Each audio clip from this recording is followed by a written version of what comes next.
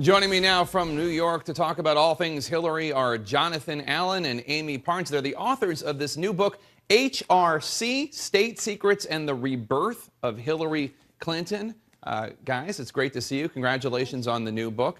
Thank you, Jay. Obviously, most of your book is about her tenure as Secretary of State, and I want to get to that in a second. But you do make some Monica Lewinsky references because obviously it's a part of her history. What do you make of this new line of attack, and why do you think there is such a divide in the Republican Party over it? I'll start with you, Jonathan.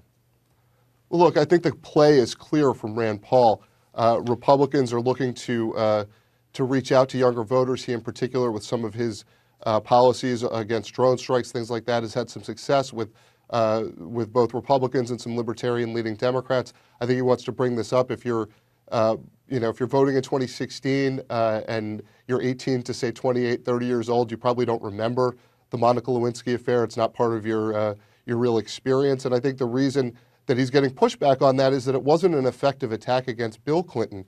You remember the 1998 midterm election. After all of that, Democrats picked up a seat in the House.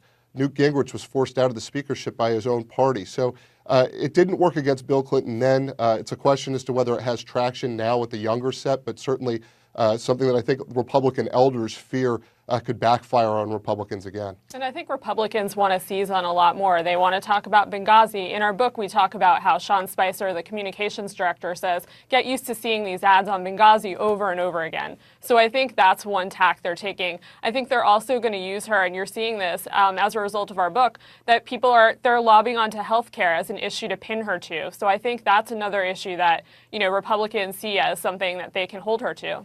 A new report from House Republicans today on the Armed Services Committee blames the White House and the State Department for ignoring heightened threats to Benghazi. The military is basically cleared of any wrongdoing. What did you learn in the course of your research for this book about the decisions that Secretary of State Hillary Clinton was involved in when it came to Benghazi? Amie.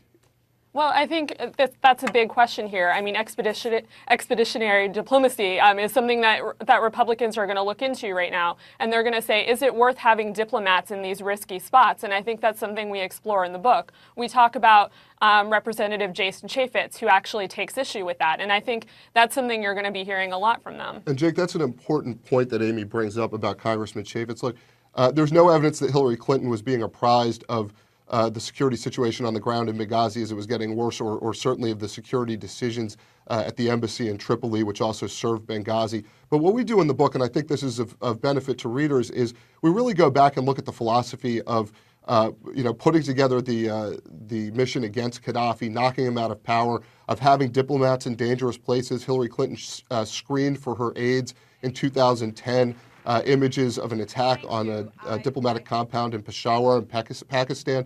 They were aware of the dangers of the world. They wanted American diplomats to be out there trying to sell America and not always being able to do it in a place with a heavy military presence. Remember, the president didn't want boots on the ground in Libya. So I think what we do is we really lay out the philosophy that Hillary Clinton had, and also, having talked to Jason Chaffetz and others in the Republican Party, the counter philosophy. And I think if she runs for president, we expect she probably will, that's going to be something that really gets debated out. What is the nature of American foreign policy? Where do we get ourselves involved? Are we leaving ourselves vulnerable and our diplomats vulnerable to attack? And in some cases, is the calculated risk worth it? Amie, do you think that she was a good Secretary of State? What was her most successful accomplishment? It's a mixed bag. We talked to some people who say, Republicans are saying, what's her big accomplishment, Burma? And, we actually quote people saying that in the book. But I think, she was a hawk, and she really backed President Obama on several things, on Libya, on the Afghan surge, on getting bin Laden. We have a scene in the book where then CIA Director Panetta has to talk to her and get her buy-in on the bin Laden raid because he knew that she would back the president. So I think these are things that she's going to point out should she run for the presidency. One of the early leaks about your book, or not leaks, I should say, excerpts, was that it begins in the wake of the 2008 campaign for Clinton. And a chapter you call Hillary's Hit List, the first chapter, the Clintons keep a favor file of saints and sinners so that friends could be rewarded and enemies punished. John Kerry, Jay Rockefeller, Bob Casey, Pat Leahy, Claire McCaskill, Ted Kennedy. These were all sevens, the top score in terms of the depth of their portrayal. They backed Obama over Clinton. You note that all politicians do this to a certain extent, but do the Clintons do this, the Clinton aides, do they do this more than your average politician's aide? John. Well, it's they're much more clinical about it. They're keeping Microsoft Excel spreadsheets. I think part of that is because they've come into contact with so many people over so many years that you couldn't keep it all in your head.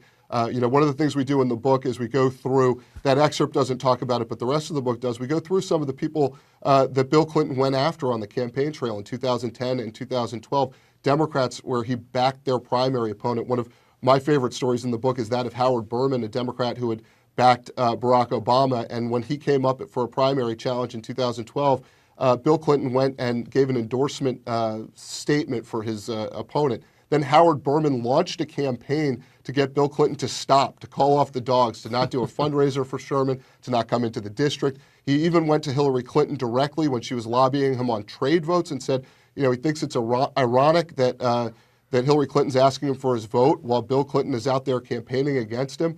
And Hillary Clinton just laughed and told him she was out of politics. And as it turned out, Howard Berman is in the private sector now. Yeah, he was out of politics pretty soon as well. One last thing, your book has faced some harsh criticism from Washington, D.C. reporters like John Carl at ABC and Mike Allen at Politico, who say you fell in love with your subject. Clearly, you had some unprecedented access to Clinton land.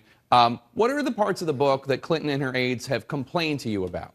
Well, you just mentioned one, Jake. Right. I don't think they're very happy about the hit list. I think there are other parts of the book they're not happy about either. I think we took a very impartial role in this, and we basically, we're Washington journalists. We cover the White House, and we've been very fair about the way we presented this book. And Jake, this is a comeback story. It's a story of how she went from pretty low in the estimation of the American public back to a high point. And part of that is telling the story of what she did to do that and why the public regarded her so well as Secretary of State, part of which is being above the political fray. Now she's getting back into the political fray. You see her numbers declining some. I think you should expect if there's an election in 2016, it's going to be very hard fought. The book is HRC, State Secrets and the Rebirth of Hillary Clinton. Jonathan Allen, Amie Parnes, thank you so much for coming on the show, and good luck.